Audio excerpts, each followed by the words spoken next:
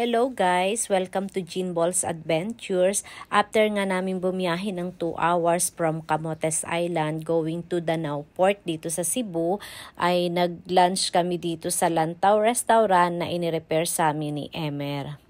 Na-amaze kaming lahat sa ganda ng restaurant, lalong-lalo na ang kanilang ceiling na made by Kawayan at Kugon. Hindi sila aircon pero hindi namin naramdaman na mainit hanggang sa matapos kaming kumain, overlooking sa dagat, at lahat ng in-order namin ay talaga namang lahat ay masasarap. Fresh at bagong luto lahat ng kanilang siniserve sa customer.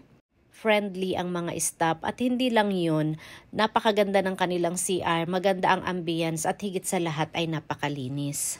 Napansin ko rin na maraming pamilya na dumarating para kumain at mga travelers na katulad namin na kumakain dito. Very highly recommended ang Lantaw Restaurant. Kaya kapag nag-Cebu trip kayo ay huwag niyong kalimutan na kainan or must visit, must taste ang Lantaw Restaurant dito sa Cebu.